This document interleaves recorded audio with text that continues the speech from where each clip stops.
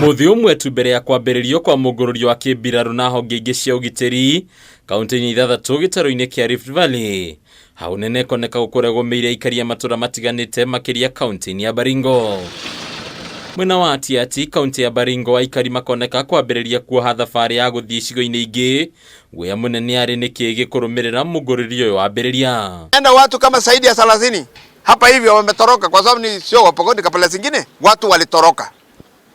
Kafyu kwa sisi ni kama vile ukiona nyoka kiingia kwa nyumba unaogopa kuingia hiyo nyumba. Tumeogopa hiyo kitu kafyu iwe kitu ambayo inatofautisha huyu ni mtu mkora ama, sababu kuna saa hii kuna sana watu wanatumia kafyu kwa njia nyingine ya kujifaidisha. Wonjoria naguo koneka gutharara ofio, aikari makihiga matuka mao gũkwa kuia ngari cia ũkui wa mũingĩ makioneka gutiganĩria biashara ciao. Hata biashara zetu tunashikanga masaa ya jioni kama saa 10 hivi, saa 11 mpaka masaa ya saa 3 hivi.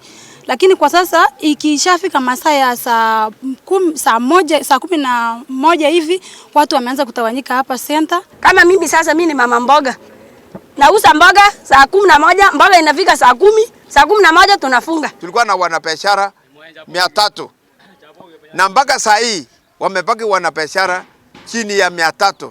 Ni kama wengi wametoroka. Unaona kama manyumba kama hii wenyewe wametoroka. Daniel Lokitar ni umwe wa aikari a gĩcigo gĩkĩ rĩu agĩtarĩria guoya mũnene ũrĩa ũiyũire aikari a gũkũ rĩu makĩhoka atĩ thirikari ndĩkuoya mweke ũyũ gũthagathagia nginyagia arĩa matekuruhanagia na ciiko ici. Tuelewe kafyu ni ya nini, kwa sababu wakora hawako hapa, wakora hawako barabara, wakora wako msituni. Tukifungiwa sasa kasi saa 11 ndio hiyo tena hii mboga tena hatutajua kama itakuja tena juu wataanza sasa kufunga barabara, tutaanzia wapi? Kuringana na munini wa county commissioner mwena wa Atiati Jackton Orienyi, gutire mushingo no mwecokeirie honge cia ugitiri thengia thirikari kuheana thikũ 3 mĩcinga yothe ĩkorwo ĩcoketio.